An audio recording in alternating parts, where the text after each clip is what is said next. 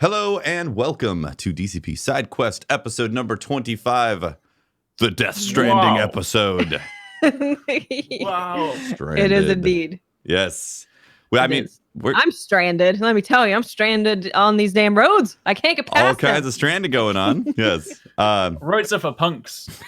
Who uses roads? Okay. Oh, okay. I will cross the mountain. We got some factions being formed here. I like it. I like it. Yeah. Exactly. It was great. Yeah. So we got a great episode this week for you guys. We're really excited to talk about Death Stranding. We're also going to talk Planet Zoo and potentially some Pokemon stuff, the Pokemans, and Jedi Fallen Order coming out this week as well. So that's kind of what we're looking at this episode. So let's get into it, man. Norma Reedus and the Funky Fetus. Whoa. Oh, it's so good. The movie. That is great. Oh, that is great. How are we going to handle spoilers also? Yeah, we should say that. So I think we should talk about the game as a whole, like gameplay stuff. But since none of us, because the game is massive, it's big. So since none of us have actually finished it, and we're all actually conveniently in the same place, which is only chapter 3. Yes, we will basically avoid talking story spoilers. But I think we can set the scene and just talk about the general concepts. I think because people might be like, why are there babies? What is this? What are these hands? What's this rain do? I think we should do that. Yeah. But outside of that, there will be no story spoilers. Correct. And then, we can talk about the experience. I mean, maybe, see, like, there's some stuff that gets discussed, just like you said, like the hands and all that, stuff that gets revealed in the first 2 hours. I think those I think stuff that's setting up, like, you know, what happened, obviously not exactly what happened, because we don't even know what happened yet from our playthrough, but just setting up what the actual starting point of the game is, I think is totally fine. Yeah. Because it's almost like the synopsis, right? The synopsis of the game, if you had to write it, that's like the beginning. Exactly. Yeah. So overall arcing stuff will be revealed that you get in the beginning of the game regardless, but we're not going to go into any kind of game changers or things that have even happened to us. In fact, like I said, we're all on episode 3 still, or chapter 3. Honestly, I don't know what the hell's going on. So I've just been building roads. Yep. So I mean, things have been going down. So where do we begin, guys? Because this is a big game, honestly. Yeah. Do you want to start with so people may have heard that the first 10 hours is boring and slow and awful. So let's start with the first. I guess it's like the first island, right? That first island's kind of like the tutorial area. Yeah. And then you leave it, then you're in the game. Right. Yeah. So how do we feel about it? Yeah. So a bunch of reviewers have been saying that it doesn't really get good until you get chapter 3, right? Like that's kind of the consensus. And it takes about 10 hours to get to chapter 3, which gives you there's 11 chapters, right? 14. I keep seeing numbers. I actually don't know. Yeah. There's a lot of chapters. And we're only in the 3rd chapter. And collectively, I was thinking I was halfway through the game. Yeah. Like after 3 streams, I think I'm like 22, 23 hours into the game or something like that. I'm about the same. Yeah. Yeah. 14 chapters. Yeah. So there's 14 chapters. We're all on chapter 3. I've personally played about 23 hours of the game so far. I liked it basically the whole weekend and just played it like all day Saturday, all day Sunday. And I was like, there's a point even in the game, like it's not even a spoiler thing, where they just say like, oh, you're about halfway through. And I'm just like, am I actually halfway through? Or you just mean I'm like metaphor? Well, apparently I'm not. They lied to me. And this is one of those ones where like the first 3 chapters are like super slow. And then you have a lot of like short chapters. Yeah, that could be. I imagine the ending chapters are going to be like quick hits, you know, not doing a ton of deliveries at the end. I could be completely wrong though. I have no idea because I haven't seen it yet. So lots of reviewers have said that the first 10 hours are boring. That first island area, you get introduced to the world, you get some cinematics, and the cinematics are really well done, in my opinion. Like they're they're high quality. It feels like a movie, and so they throw you into this world, and you have the first 10 hours to get acquainted. I personally did not feel like it was slow or boring or anything like that in the first 10 hours. In fact, I was like, this is great. I didn't either. I kind of instantly was like, okay, well, I love this. And I would have been quite happy just delivering more packages in that first part, being like totally satisfied. Like I instantly felt connected to the world. I felt like I was actually playing an RPG and that was me and I was living packages and this is the world we're in. I felt connected to the story. Yeah, kind of right away. I was all in Hooked. and super enjoying it. I was hooked right away. Yeah, I was. Yeah, I was. It's one of those weird experiences, right? Because I was playing through it, and I was like, when you break down what you're doing to the core components, like me basically delivering these packages, I was like, I shouldn't, in theory, be enjoying this because there's, like from that basic part, I'm like, there's not anything hugely groundbreaking about taking package from point A to point B. But for some, and this is the thing, anytime someone said to me, is like, oh yeah, what are you thinking of the game? Like my reply to many people has been, strangely, I am enjoying it. Yeah. Right. And it's like, and I you know what I think it is, right? I was talking to people about this morning. I think it's one of those ones where, you know how like in a lot of open world games, take like Red Dead, take like Breath of the Wild, take any kind of open world game. Normally you have like your golden line, which is, and you can kind of focus on that. And a lot of the time, if you feel like going off the beaten track, you kind of feel like, unless you're one of those 100% completionists, you feel like I shouldn't be doing this because it's kind of just slowing down the pace of the game. Whereas this is almost like Death Stranding is almost like SideQuest the game, right? Yes. It's like, it's like our game, right? But you're allowed to do the side quest, and because of it, nothing you do that is off the beaten track is really off the beaten track because it's kind of the same purpose, right? So I'm and as somebody that likes to explore but doesn't like to feel like I'm like wasting slowing time, down my game because exactly, right? I just feel like I'm rewarding it. So it's I will say definitely.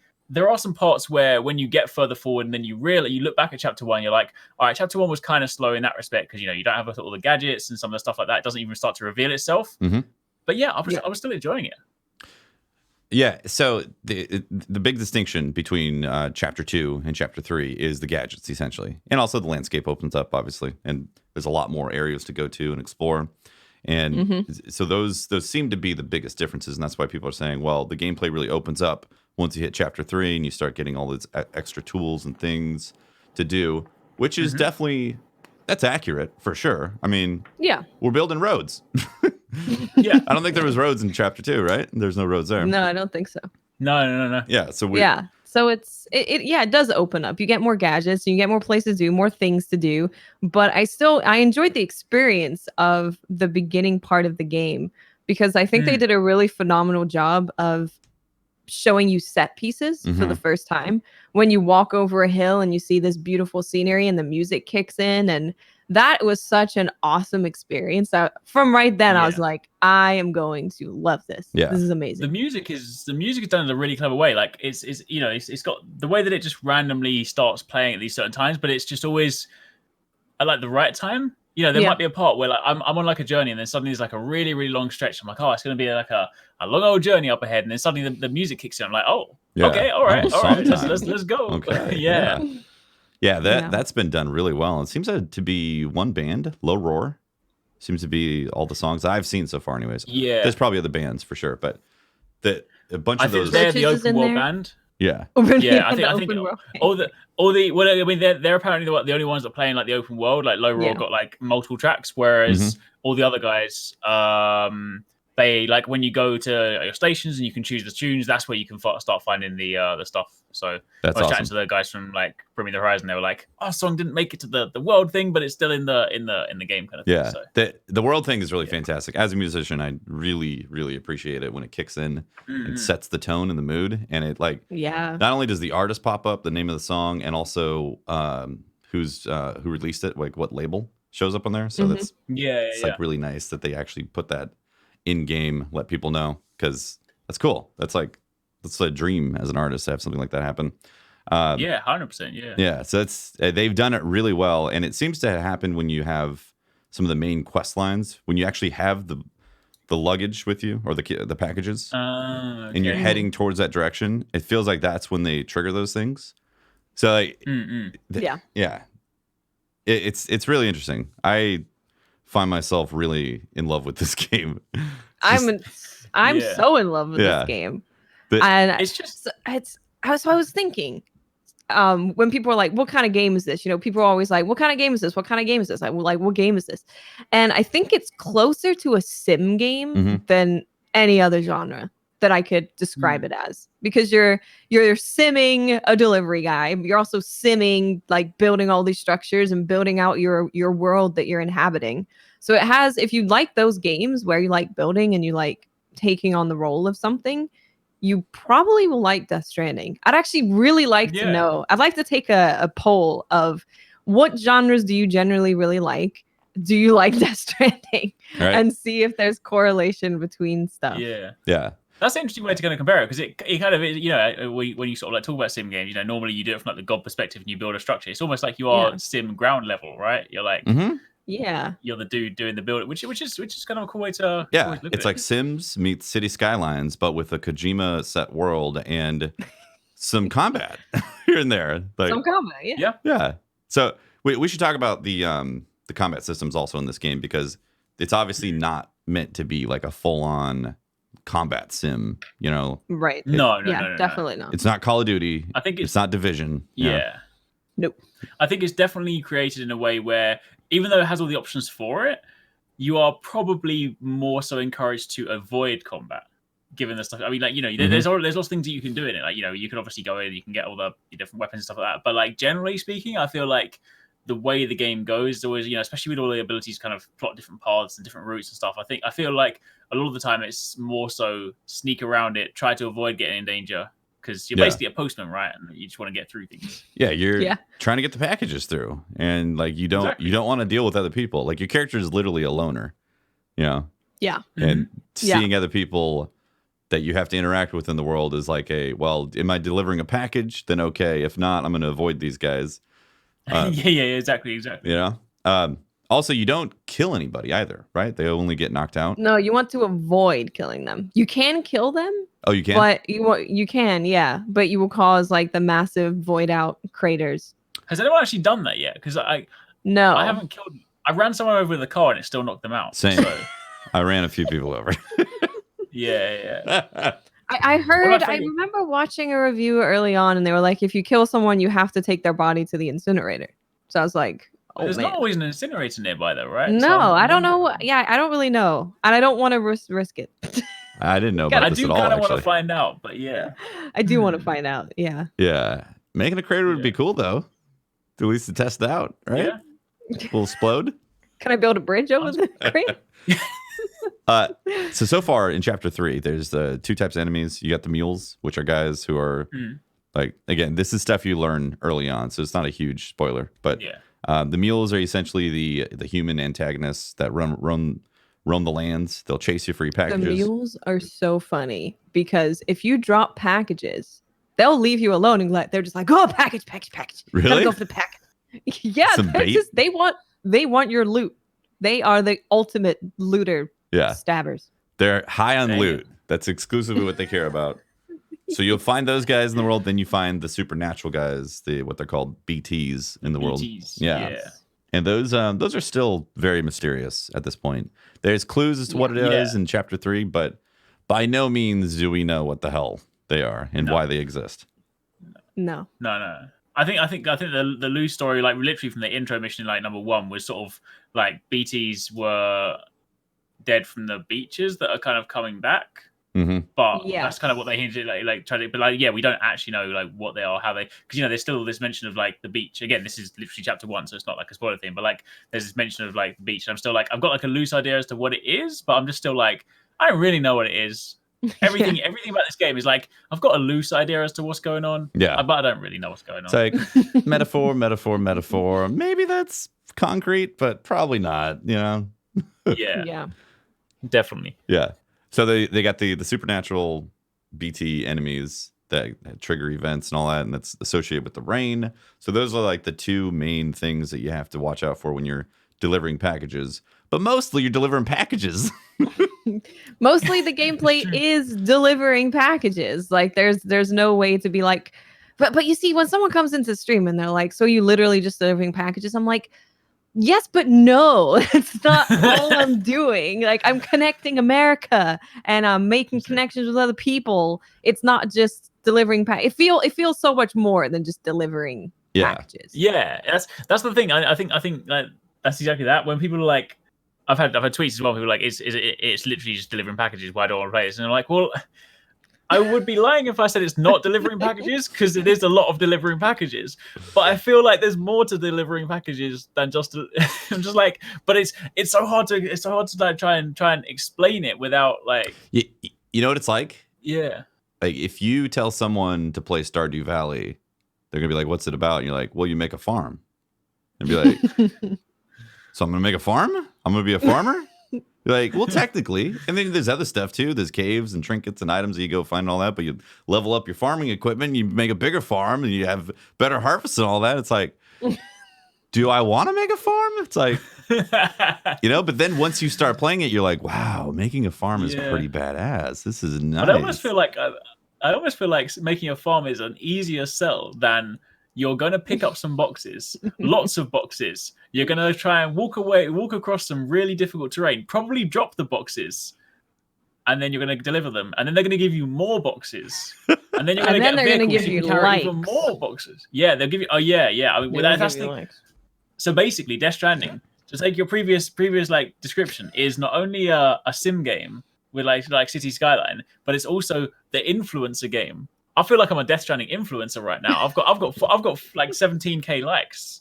Nice. Yeah. That's I haven't checked how much I'm at. I think I'm at 20 something thousand. I've been last the time roads. I checked was 35. Oh, people like those roads. Oh my gosh. People like them. If you I need to build more free roads. likes. if you engineer those roads, people ride them, they're like, "Oh, okay, free likes." Because you're riding roads. Yeah, it's free. And then if you put a generator right next to the road, Yes. even if they pass through it, because they're using it. Oh, it's a guaranteed like if they pass by? If they pass through it, it gives you a like because someone used it, one like, and then they can manually like it to give you Smash the button. a lot more. So they can smash the like button. Yeah. literally smashing the like button. That is what that button does. I like that mechanic though, right? I think it's a really good mechanic because I think it's like The like it's system? this whole positive. Yeah, it's a very like wholesome, positive reinforcement kind of thing, right? Because you can't troll someone, you can't dislike it. The most you can do for disliking it is use their ladder and not like it, which is a scumbag move, by the way. If you use someone's ladder, you need to like Filth. it. Don't you dare! Yeah, don't you dare use somebody's item and not leave at least one like. You're Yeah. holding Just smash the forward. like button, You're at holding least forward. one. Just tap the pad. Come on, man. Exactly, smash that like button. But it's a very cool system, right? Because it's like it's nice to play a game where literally everything you see is there to try and help you, right? Yeah. And it's like oh, there's a generator. Oh, cool. Oh, there's a ladder. Oh, this is nice. Or like, oh, I'll be walking up to a cliff. I'll be like, oh, that looks like a steep cliff face. And I'm like, yo, Jimmy 358's put up a ladder for me. Oh, thanks, Jimmy. Thanks, Jimmy. Great. It's I really like this system. I think this system is really, really cool because you have this, you're walking around on your own and he is a loner. He wants to be alone and you're out there in the middle of nowhere with no one anywhere near you. So you have this feeling of being alone and being this lone delivery man. But then you also have that feeling that there's people who are just like you doing the same thing and you're all building things to help each other out. And it's such a cool feeling when you see the little likes pop up, like this person liked your sign or this person used your generator, and you're like, hey, I helped that person out. So that's awesome. So we haven't actually like outlined exactly what's happening in the world like this. So because this is very confusing for most people who haven't played the game. It is. People have been confused. This is a good point. It's extremely confusing when you look at it when you haven't playing it. When you're actually playing it, it makes a lot of sense. So it's a lot like Dark Souls in that people can leave things around, but you don't see them. I mean, there's no invading. You obviously. Don't see the physical person. Yeah, you don't see the physical person, but you see things that they've left behind and notes and stuff that's on the ground and structures that they've built. And it's because it's a shared server-based world, right?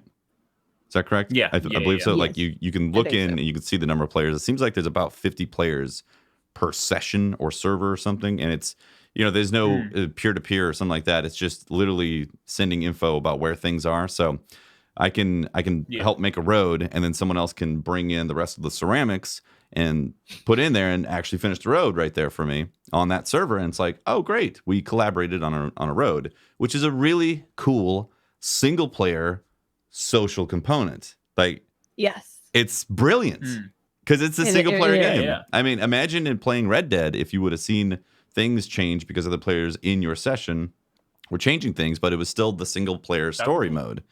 Like that, it's a really fascinating concept that they did with this, and it works brilliantly with Death Stranding because you are building things just like you said, Watts. You're building a road, generator, somebody's getting use from that generator, right?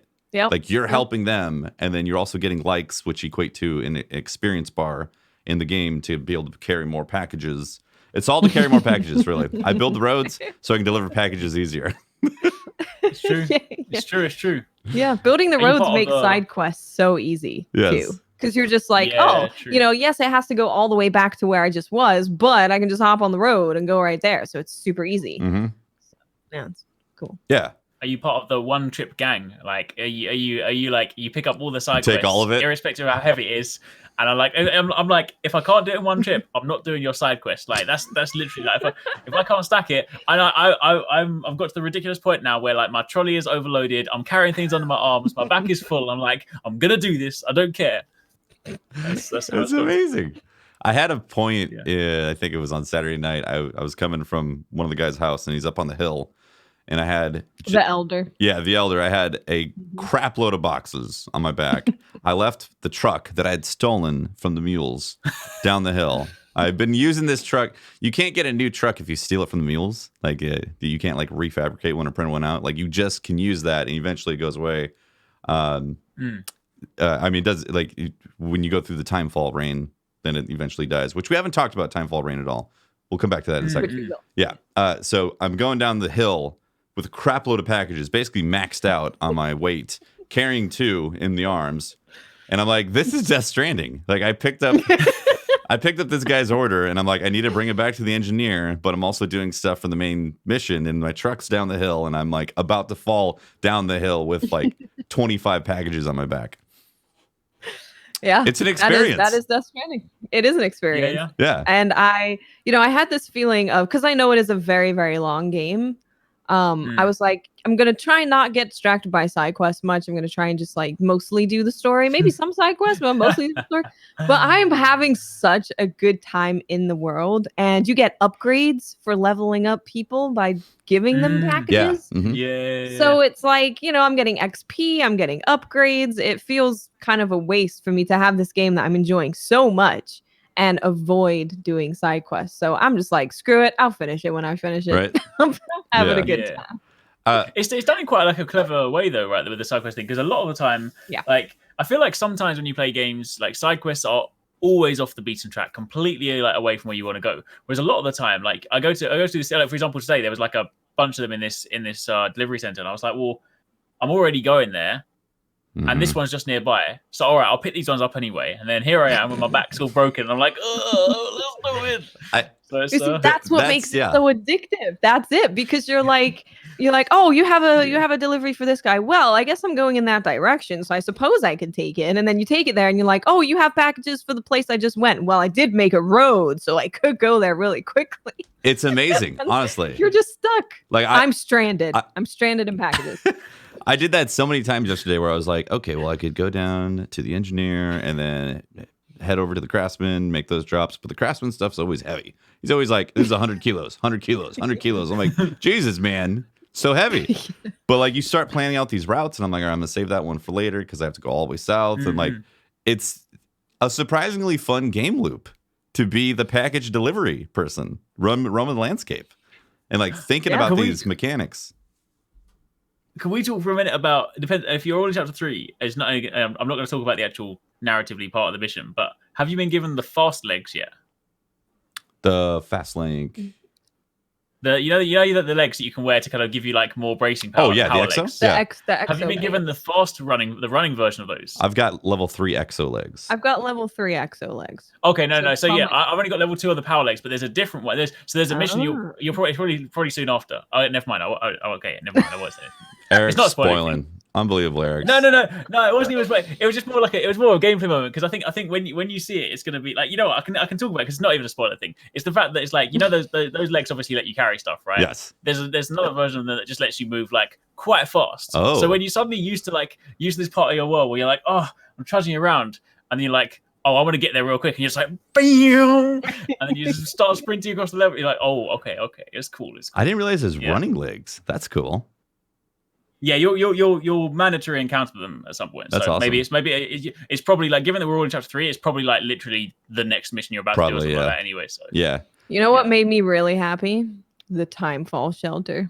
Yes. I don't know why, but planting that Timefall shelter and it's spraying me and all the cargo with healing spray. and then you can wait out the rain. Just I was really happy. That's about really it. nice. Yeah. It made me really happy. And that's what they're talking about with going to chapter 3 and getting more of this stuff to do. None of that's in chapter 2. If you like the package delivering stuff, chapter 2 is like, oh, this is amazing. I can't believe this is going to get better. Wow. All right. And then you get to chapter 3 and you start getting all these tools like the building the roads, the Timefall shelters, the exo legs that I can currently carry 315 kilos right now with the level 3 exo legs. So I need to go back and get the level 3. I've only got level 2. I mean, it boosts it, man. It gives you, if you don't have the XP, I think it gets it to 310. But then as you level up, you get more weight that you can carry because you're apparently you never skip leg day, obviously, as Sam. Yes, exactly right. No, it's great. I did the official like boss movement today because you can just rest in the world, right? You can just sleep. So I just kept in the middle of a Timefall storm. I'm just sitting there in the rain. I'm just like, I don't care because my stamina was like I've been lugging so much and my stamina was really bad. I was like, I need to sleep. So I was just lying there sleeping in the Timefall rain. Uh-oh. Did you destroy everything? I was alright actually. It was only a quick kip. Quick like nap? A little power nap. Okay. Yeah, quick nap. And then I still made it. Still got my S rank. Although apparently I've been informed there is a rank above S rank. There's like legendary. Oh, what? How do we get legendary? I've never seen this. So I think later on at some point when you have some of the time missions, you can be like, you give me 45 minutes, I'll do it in 10, and then you can basically do it like in a difficult way. And then I think that's how you get like legendary. But I have not got one yet. But I did my friend that's playing it is further ahead. Yeah, I did the junk collector one. I did that in 6.5 minutes, and that's 45, and I didn't get legendary. I think I think there's a you actually have to physically select it because they mentioned at one point there's like a tooltip when you start chapter 3. It's like you can sometimes do a time mission like on hard mode basically. So I think you have to physically say no, I'll do this in 10 and then actually do it. Right. Okay. Yeah. Sam ain't no basic delivery. No, 45 minutes. Are you insane? 45. What are we? Waiting for the world to end? Come on. 45 minutes. I'm going to go there, come back, get your packages, do another delivery run. Hey, look at all this. Oh, man. Okay, so yeah, Timefall. No, yes, Timefall. Yes. This is another thing you have to manage in the game. So anytime you are plotting your route, however you want to say it, you have to think of a few things. So you're thinking of how much you're carrying, because you obviously can't carry more than you physically can. He does have a limit, even though he's a monster. Yeah. He has a limit. So you're thinking of that. You have thinking of which direction you want to go, because some ways are going to be infested with BTs. Some are going to go through mule territory. Some are going to just be really a lot more difficult than it needs to be. But then there's another thing you need to take into account, and that is when it rains. So when it rains, it is not just normal rain. It's something called Timefall rain. And this will essentially age everything very, very quickly. So that includes you can age really quickly. It can age all of your containers, everything you're carrying. All your equipment. Everything. Yeah. Yeah. So this could be real rough to get stuck in a big Timefall rain and be out there with nothing to fix your stuff. Yeah, because the packages, see, this is also something that we haven't talked about, is that like the packages themselves both have container damage and also package damage as well. Yes. So the actual physical contents can get ruined at a certain point. So if you're just sitting in the rain with the packages, the container can go from 100% to 0 life, whatever, to well-being for the container, and then the contents will then start degrading. And some of those missions, if you deliver the contents under a certain point of damage, they'll be like, well, that's how you get like C or D rating, right? Like your mission was rated D because the packages were you ruined everything. Yeah. So it's a really interesting concept of you're just delivering packages, and they can fall down, but there's a life to the packages. Like they don't last forever out in the land. Like they will get destroyed. In fact, if you leave packages out and rainfall comes, I've seen it. It'll be like package damage. I'm like, oh God, this was a bad idea. But I'm in the middle of trying to get around these BTs, and I left the truck in the rain. The truck is getting destroyed. I'm like, oh my God, the truck is almost gone. I love this truck. And I get back and it looks like it's sat 50 years in a field, all rusted up. Yep. It's pretty wild. Yep, pretty much. Yeah. So I was very excited to get a weather forecast. Yeah. That was an exciting time. I have yet to use that. I don't understand how to use the weather. Yeah. Really? So you bring up the map and then you press R3. think you press R3 twice, and it will show this like blue stuff, which is the rain, and then it will show the direction of the wind. And you can look up to 30 minutes from where you are. So you can see, oh, in 30 minutes, it's going to rain real bad. But in 10 minutes, it's actually okay. So then you can plot which way you want to go to avoid the rain. Nice. It's really cool. Yeah. It's just another level of planning, which excites me. Yeah. I haven't got that advanced in my planning yet. I'm just like, it's raining. I'm still going to walk through the rain. Because I think, because I'm quite direct with my stuff anyway. Like, even when it's raining, I've still been getting there and delivering it because it's only like the external case that gets damaged, but the product is fine. So I've still mostly got S ranks on pretty much everything I've done. Yeah. So I'm just like, I haven't got to the point yet where I feel like I need to actually worry about the rain. I'm just more like, oh, it's raining. Okay. So. See, I get worried about my equipment breaking down and not being usable. Like the vehicles. Because you can't just spray that, right? You can spray your packages. So it's like, okay, I'll spray them and fix them up. But my actual equipment, I can't fix on the road. Yeah, true. Yeah, exactly. I don't really use vehicles much. Like, I was using before, but since I got my trolley and I can bring it with me, my trolley's the best thing in the world. Oh, the train? Because the vehicle, right? Yeah, the train thing behind you. Yeah, the little Because the thing is, right, the vehicle, you drive that fair enough. You get to some rough terrain, you're like whatever. But this old trolley, right? I can walk over the roughest terrain. It's like, and when you get to the top of a hill, right, you offload all the stuff off the trolley. You stand on it and you surf it down the hill like a surfboard. And you're like, Wheow. That is awesome. I haven't done this yet. It's amazing. Yeah. And it's pretty good. I was surprised though. Right? I was impressed with the vehicles afterwards. The very first time I ever got a vehicle, in the very first chapter when you get given the rusty old bike, right? Again, very early in the game, not a spoiler. That bike. Now, it's probably because it was rusty and old. I thought this was very early on an indication of how vehicle handling in the game was going to be, because that bike was terrible. It handled so badly, and even if you found the tiniest rock on the road, I would bump into it and it would stop my bike. And I'm like, this is not how driving physics should work. It feels horrible.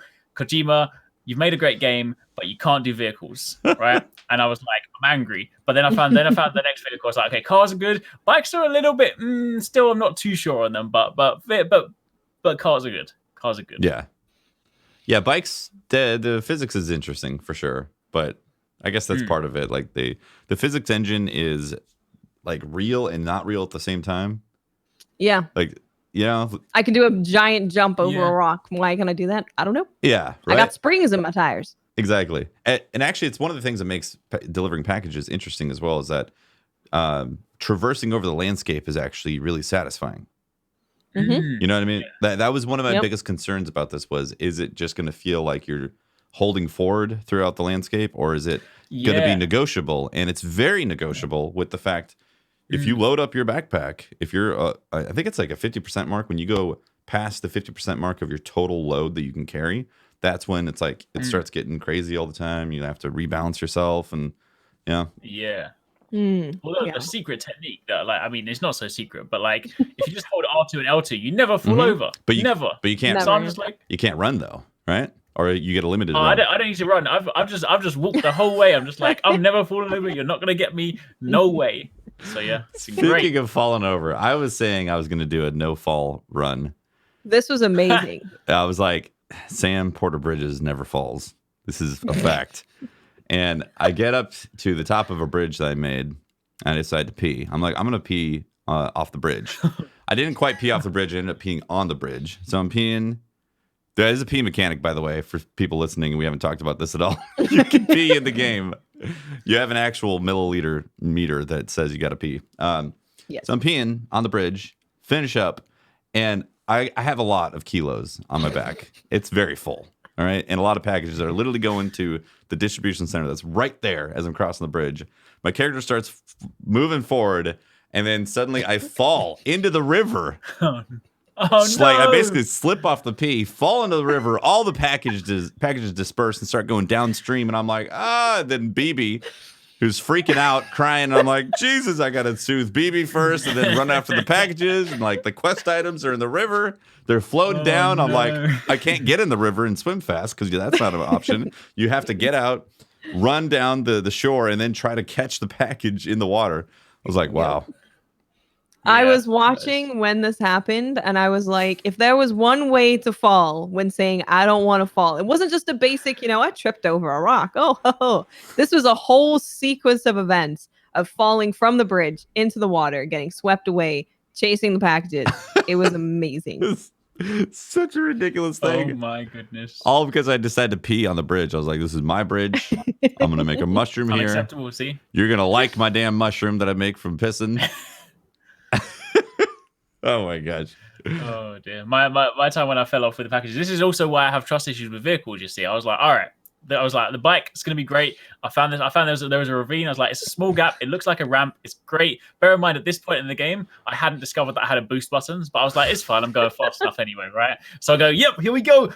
And then it fall down. I fall off my bike. BB starts crying. The bike explodes, and I'm stuck in a ravine, which I had to walk miles to be able to get out of the ravine because I had no ladders. I had no rope. So I then had to literally walk to the natural exit of the ravine, and I'm being chased by mules. At that point, I had no guns, so I had to punch all the mules. They're throwing javelins at me. I was like, this is not a good time. And then the thing is, right? And the worst thing is, anytime you're like slightly stressed in the game because something's not going well, it amplifies the stress because BB starts crying, and I'm just like, I haven't got time to look at you right now. It really I've does. literally got to get away.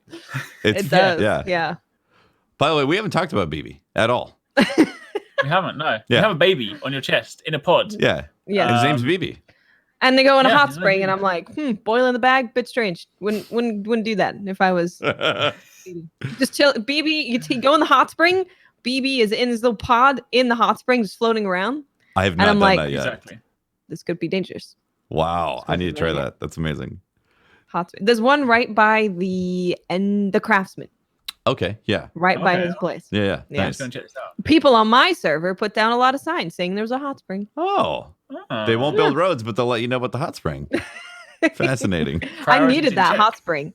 Because in chapter 3, when you're delivering all those things and none of them have a place for you to rest. So you're just like, your stamina is really low. The hot spring brings your stamina all the way up, gets rid of all the bad stuff. Oh, nice. I didn't know that. That's really good. So you can effectively not go and rest. You can just go to the... If there's a hot spring. Oh, that's great. I've only seen one hot spring, though. I think there was one by the weather station.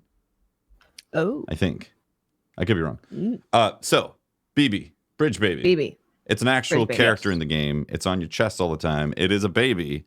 And there's this super weird technology that's in the game that are called BBs that connect to the other side. And essentially in the game, it's your radar for the supernatural beings. BB will start freaking out. The little antenna pops out, and it gives you a signal of where these things are. So it's essentially a game's radar, if you want to boil it down. Boiling, baby. But it's a character in the game. So every time you go to your rest room and rest and come back, you get like these mini cutscenes from BB's perspective, of what's happening.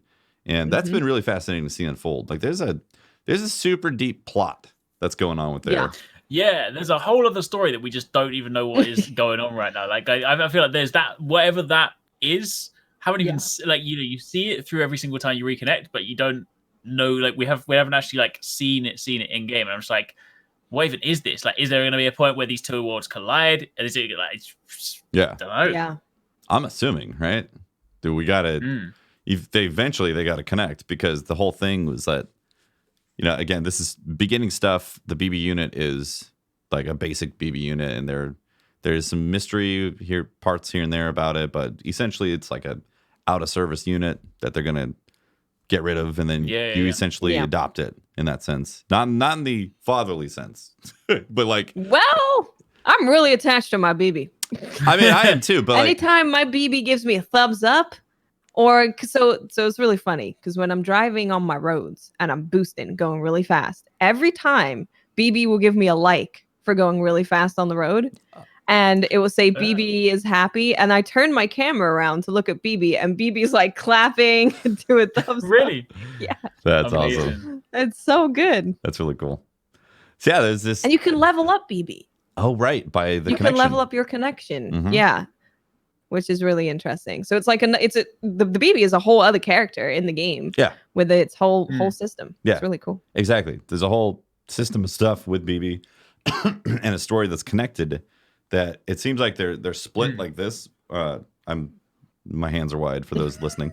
It's split stories that are eventually going to connect towards the end as to why you ended up having this unit, this BB unit, because it's technically a piece of technology to the people who handle the stuff. And that's why I'm saying, like, you adopt this technology, but it's an actual baby, but there's lore and story behind where it came from. The reason I'm thinking is going to like converge as well is because this isn't even a spoiler. This is a speculation thing from like the way, you know, the old trailers, like one of the first trailers that we saw, where like the person you're seeing from BB's perspective is obviously we saw him like in the tunnel as like with like soldiers and stuff. Yeah. And then there was even that one point where they showed like a trailer where it looked like we went into some military war looking things. So this, I almost feel like there's, like, I mean, this is the thing as well. I haven't got that far. I almost feel like there might come a part where we're doing like 2, 3, 4, 5, maybe even 6 chapters of like nothing but delivery, and then suddenly there might be a curveball where towards the end of the game, like we've done enough delivery, and then suddenly the gameplay completely changes, and you've got like a different game. Right. I can see that happening. Yeah. I could see something like that totally happening. see that. Yeah. Yeah, because it's like right now in my world, I'm just happy building bridges. I'm avoiding spooky guys because they're very scary and they stress out BB. And I'm delivering packages. I'm just happy in my world. Haven't seen any story for a long time. I spent 5 hours building roads yesterday. Yeah. It's addicting. You see that road come up and you're like, oh. Yeah. And then other people are like, another one. Someone used your road. Someone used your road. And you're like, you damn right. You better left a like. It's great. I've been really enjoying it. I can't wait to play more of it, honestly. I can't wait. I want to. I will say, since we're just so we're not like all completely fanboying over it. True. My one gripe, right? It is, I mean this in the nicest way possible. The UI is very Japanese, and what I mean by that is that a lot of Japanese games, they love to have their bad user experience in the UI. The UI is terrible in this game, right? Menus are convoluted, unnecessary. There'll be times where you go to load up a bajillion packages and you accidentally press circle, you come back out of it, and you have to go back into the menu again to repackage things. There's like, when it comes to, even when it comes to sort of like accepting different missions, there's, you know, you can select a mission, then push it down and then hold it, or you can just hold it to select them all in the first place. There's a lot of very convoluted things. The UI could have definitely been streamlined, and I feel like maybe even to one extent, it's maybe there's all these additional layers to try and make it seem more complicated than it really is, when in reality, you could have had a very nice, minimal, sleek UI, like, put your package here, let's go on delivery. Yeah. So the UI is my one gripe in this game, because there's so much information, and probably not a lot of it is that useful or necessary or anything. Yeah, I agree. The UI, confusing. In fact, I figured out last night that when you're in the map and you hold down the pad, you can rotate the map by literally rotating your controller. I didn't even know that. Yeah, it's the worst possible way. It allows you to see like just how tall that mountain is that maybe you were thinking you could climb, but maybe it's not a good idea to climb it. Yeah. So the one frustration. Oh, sorry. I was just gonna say that, like, yeah, it's nice that you can finally rotate the map once you know how to do it, but it's so awkward to actually rotate the map that it's barely useful. Like, it's like, okay, like this is rotating it ish. Yeah. My only other one gripe was that, and although this one I've been informed that this is actually just me not paying attention, so I probably can't blame the game. But apparently, at one point, it tells you in the game that when you go to like your equipment menu, you can click in R3 to switch pages. Somehow in my playthrough, I missed that bit. So then they got to a point where I was at a mandatory fight, and I was like, I need to use some grenades, and I'm like, I don't have them, but I've definitely got them equipped. I've put them on my backpack. So at first I was like, but I don't see them on the page. So I was like, all right, okay, maybe in my infinite wisdom, I was like, maybe I have to reorganize my boxes, because maybe if it's too deep in my backpack, I can't access it. So I was like, all right, I'll push it around. I'll put the grenades on my arms. Like, cool. So I reorganized it. I was like, I've still got no grenades. I was like, okay, right, maybe you can't get them from arms. Maybe it has to be in this part of your back. So I moved it around to my tool belt. It's like, I've still got no grenades. I'm like, the game is telling me to fight this thing. I've got grenades. Why can I not do this? And I spent about 5 minutes. I was getting quite angry, and I was like, I clicked R3. I was like, there's a second page. There's the second page. What the hell? But that apparently is an oversight on my part. I had the exact same thing happen to me. There is a dialogue that it just passingly says, click R3, and then gone. Never pops up ever again. And I'm like, I didn't realize this. Somebody in chat had to say, just click R3 to change the page. And I was like, I that's couldn't fine. find out how to pee again. I was like, I saw it here a minute ago. That's what happened. I was like, what the hell? I can't pee? And be like, what? Be like, oh, Nope. R3. They should just had a little thing on the bottom that says R3 for more. That would have made sense. Yeah. That would have been good. Yeah. So there's definitely Spend too much time. Yeah, there's definitely quirks with the UI system, 100%. Also, I think like the cutscene stuff, when you're doing a lot of package stuff and you're doing a lot of reorganizing and like that is annoying. Yeah, there's too many cutscenes when you're trying to get work done. So you can actually hit pause and skip them, but you have to do that every single time for all the cutscenes. Like you can't. I don't think there's a quick shortcut. No, to you're skip right. them. That is. Yeah, that's super annoying. It's like, oh, here's the cutscene of me getting my bag back on. It's heavy again. Like, here's the cutscene of me going and putting it back in the. I've just delivered 2 packages. I don't need to see this cutscene again. Yeah. So yeah. That I agree with that. Yeah. Yeah, like so materials you can't condense in the wild. Like if you have like metal, like 100, and they're all metals, you can't just put them all into one box out in the wild, which actually makes sense. I mean, honestly, if you're a package delivery guy, you're not going to suddenly manufacture a whole new box and throw everything in the box and then put on your back, right? Like that wouldn't make sense. You'd actually have to do it at the distribution center.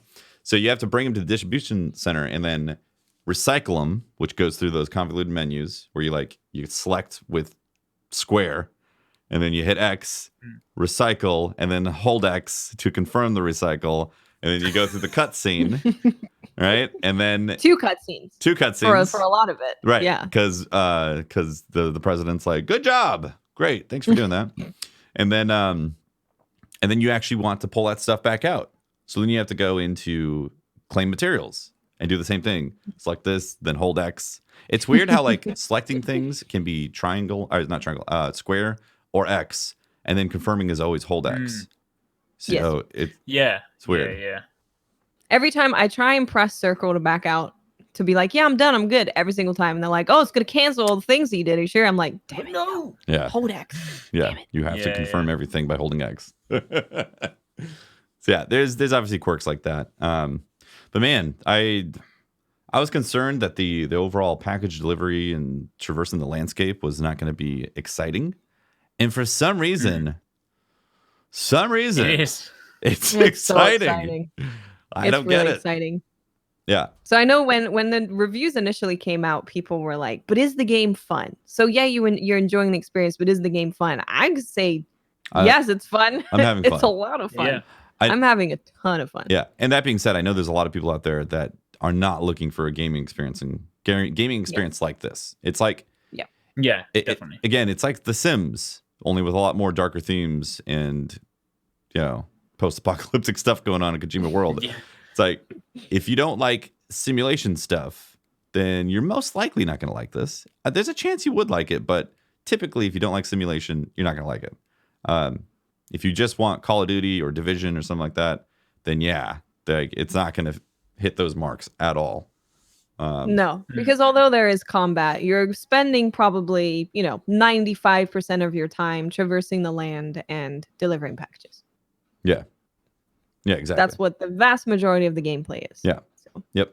And the story is very in-depth and confusing. Yeah. It's very interesting. But it's a very, in-depth story. So if you're also not looking for some deep story, then I would not recommend it. So, but if you do like simulation stuff, man, it's awesome. You're going to love this game if you're into that at all. Mm-hmm. Yep. I'm pretty sure. Yeah. Because it captured me right away. I was like, oh, yeah. That's great. I'm so excited. So is that all of the details that we want to spill for Death Stranding? I think for now, I always feel like we could potentially have a second Death Stranding conversation next week, because by that time, I don't want to say by that time we'll complete the game, because I don't think any of us will have completed the game. But I say by that time, we might have at least got to a point where there might be like something different. I don't know. But yeah, for now, I think based on our current progression, that is Death Stranding. Yeah. That's where we're at with Death Stranding. I'm enjoying it. Mm-hmm. Strangely enjoying it. Yeah. Yeah. Cool. Loving it. So can't sleep. We're 50 minutes into the podcast here. We try to keep this around an hour to an hour and a half. I did get to play Planet Zoo. Speaking of simulations, yeah. And Planet Zoo is definitely a zoo simulation. I I can't remember the name of the company that built it, but they did Planet Coaster, and they also did the Jurassic World game. Both really great games. Okay. Planet Zoo is heavy on the zoo simulation. So again, if you want a deep spreadsheet style simulation, Planet Zoo does an amazing job. I mean, it goes down to the point where you have to make pathways for both the patrons and the staff. Like you have to have separate paths, or it's for ideal zoo management, separate paths for the staff and the patrons to see the exhibits and all that.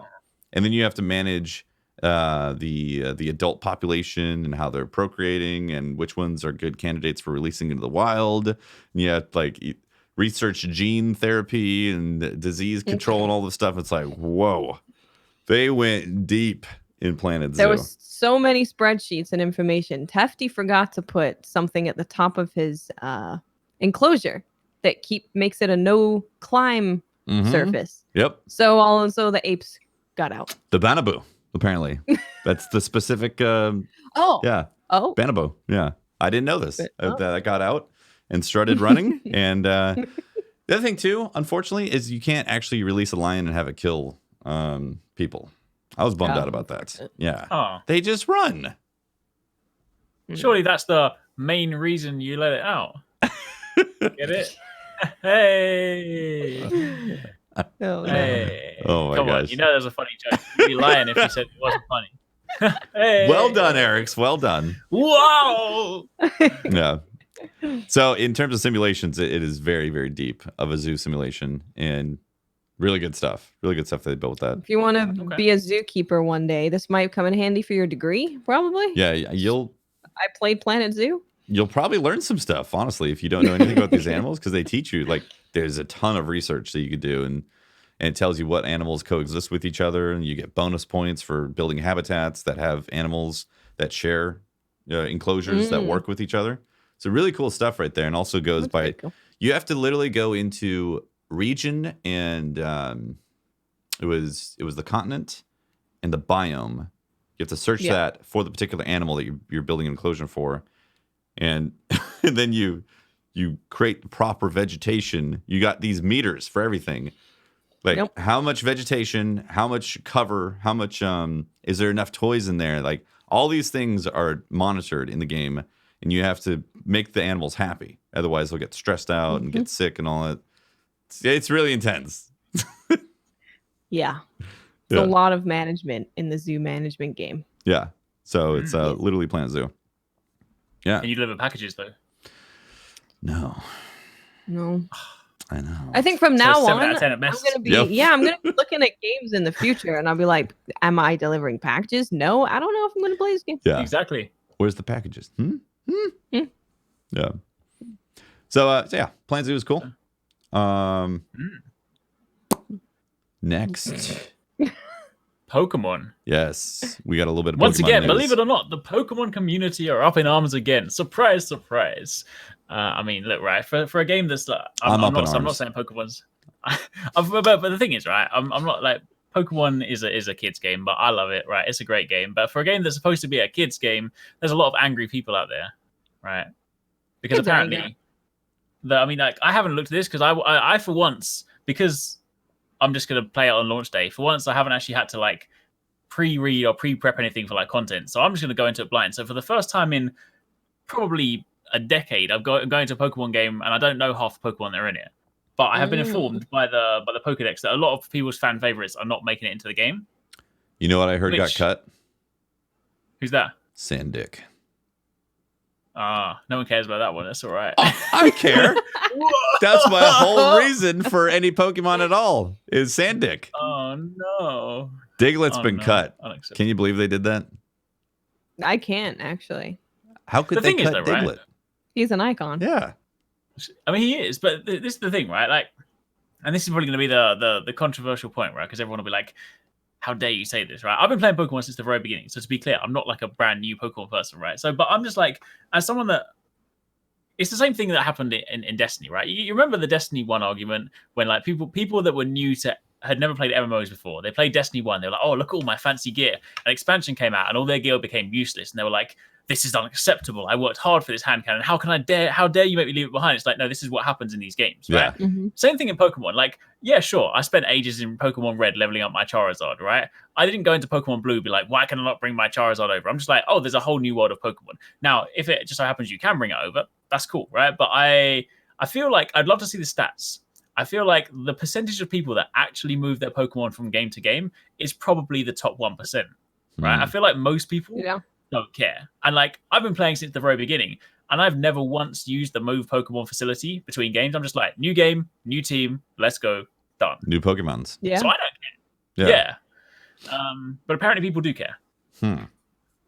So they've been moving their Pokemon for like a decade from game to game. Yeah. The one percenters of Pokemon.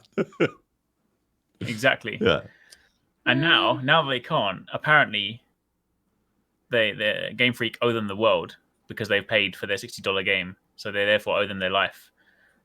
What a travesty. Then, I mean, I guess I can kind of see if you've been doing it since the beginning, you've always moved your Pokemon, then I could understand why you'd be like, wait.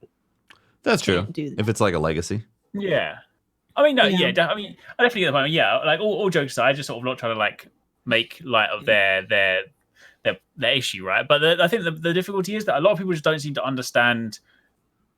This is where it comes from, right? I think a lot of people, whenever they complain, they don't understand development, right? A lot of people were like, well, you just copy the models over. And like, to a degree, that was true, because I watched this really interesting documentary on, not documentary, like a video by a guy called like Frame Data, who does like a lot of breaking down like animations for different games. And he went through specifically how Pokemon animations are done from like game to game, and like how they were tweaking. And like, obviously between some of the earlier games, it was a case of transferring over sprites because the changes were very minimal. Like early Pokemon animations, it was a simple sprite that was just squashed. There wasn't even any animation to it. So it was quite easy to do that stuff. And then as they started to introduce actual movement to it, it got a little bit more complex. And you get to the point now where like some of the models are actually changing. There is actually new stuff to them. So it's the same kind of thing that happened when Monster Hunter World came out. And people were like, oh, why is there not all these monsters from before? It's like, yeah, because you can't take the data from a 3DS game and just import it into your hugely massive PS4 new resolution thing. So I think a lot of people, they just like, well, why can't it happen? You know, like it's like surely you can just, but they don't understand it. So I think that's why like I've been a lot more understanding of it. Like, sure, okay, in an ideal world, Pokemon Sword and Shield would have everything and it'd be great. Everyone will be happy. It's got a ton of great new mechanics. It's a really awesome looking game. If it had all the old stuff, I wouldn't complain. But as someone that like has been in development, I understand it like slightly more so. I'm just like, I can understand from a development point of view why this is not happening. I'm still cool with it. Yeah, for sure. Yeah, and that's where I think it comes from.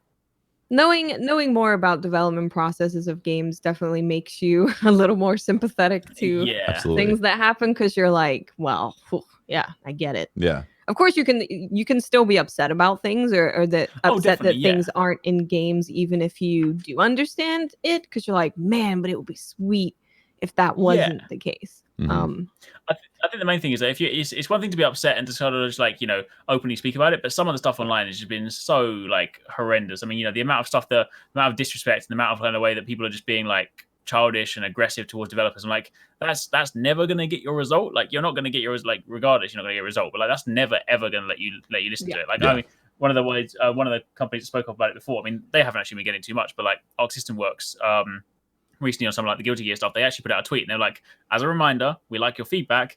The second your feedback has any swear words in, it's going straight in the bin. And it's like, that's fine. Like, if you've got feedback, that's fair play. Constructively correct it. But if you're gonna, if you, the only thing you can do is get angry, just get the hell out of there. Right? Yeah, you're not gonna get listened to. Yeah, you're gonna get ignored if it's just throw threats and angry remarks. Yeah. Yep.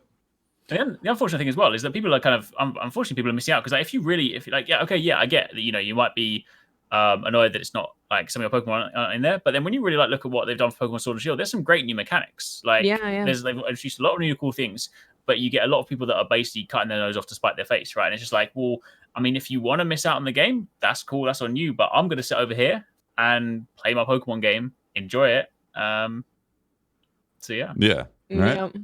Yeah. It's interesting. Are you excited for this new generation? New iteration of Sword and Shield, yeah. I am very much. Yeah, it's something special about like every time there's like a new Pokemon game. It's just always nice. And I also sort of mentioned before, like for once, I'm actually kind of gone into this one pretty blind. Like in previous ones, it's almost been to the point where I've been able to. In fact, the last Pokemon game, I had basically spec'd out my entire team before I played the game. Whereas, like, you know, and so every time you get a Pokemon that's like not that team, you're like, I don't want it.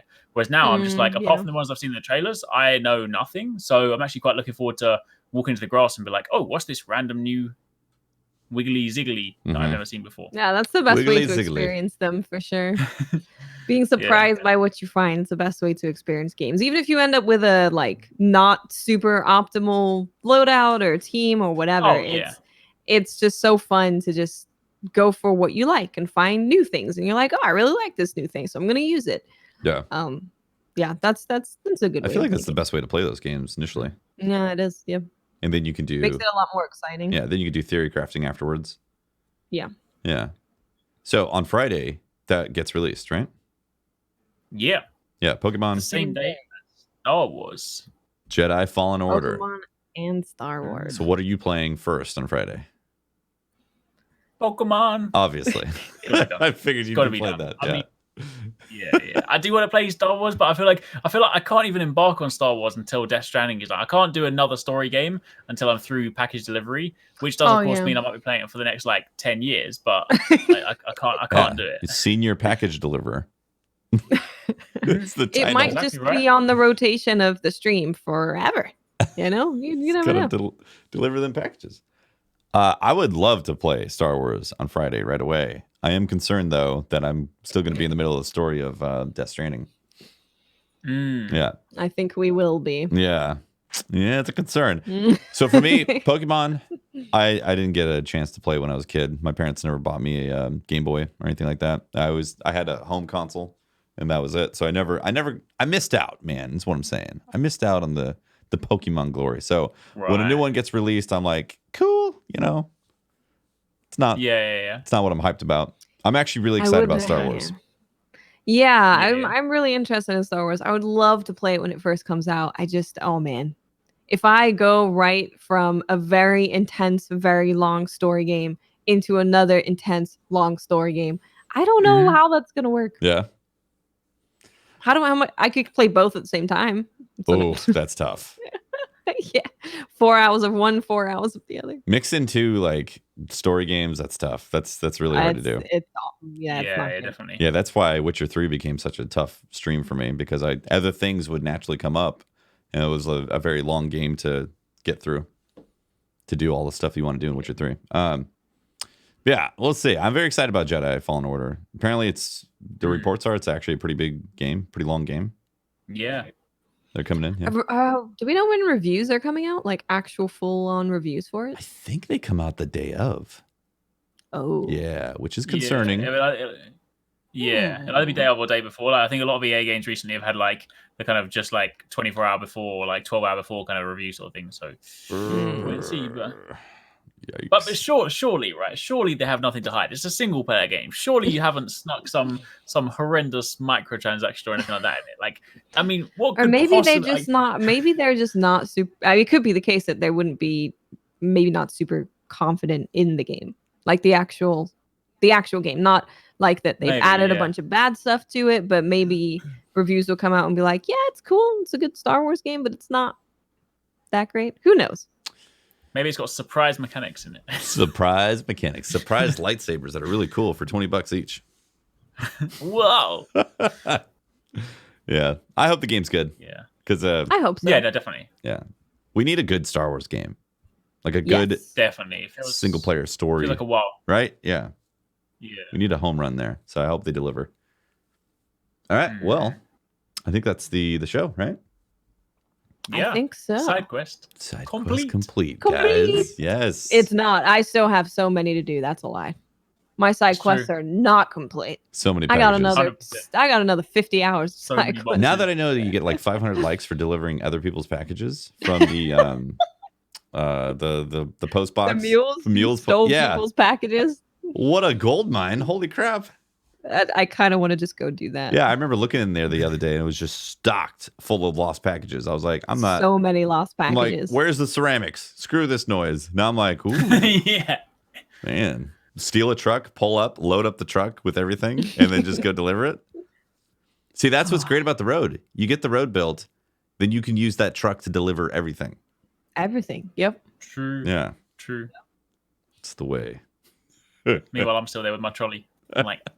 I'm loving life. That trolley sounds really awesome. I need to try that. It does sound great. really fun. Skate with it, snowboard with it. It's brilliant. I made Eric's. You'll get this. Tefty didn't get it so much, but I made an Evangelion bike because I made it purple Really? and green. Wait, you can change the color of it? What? Yeah. Yes, you can. I made it purple and green. So I'm thinking of printing a bunch of bikes and leaving them around the world because there's a bunch of weebs on my server. They'll be like, "Oh, Evangelion bike! Smash the like button!" Unless, of course, you park it in like a time. By the time they get it, it's just covered in rust. That's true. Then they'll be like, "Oh, maybe not." Oh my gosh. That's great. All right, guys. Well, that is SideQuest, episode number 25. Thanks for watching. Thank you so much, everybody. Yeah, thanks for if you tuned in live or if you're watching on YouTube or on the various podcast feeds. Thank you very much for all the support, guys. Shout out to our Patreons as well. Next week, we'll be back talking more Death Stranding and most likely... And Briar will be back. Yeah, Briar will be back today. He was out... he was getting his bridge baby tuned up. He had to bring in the You do shop. have to patch the bridge baby sometimes, so... Yeah, he had to resync it. It's a big bridge baby patch. Exactly. Big patch for Bridge Baby. So yeah, thank you very much for watching, guys. We'll see you next week. GG's, everyone. Bye. Bye. Bye.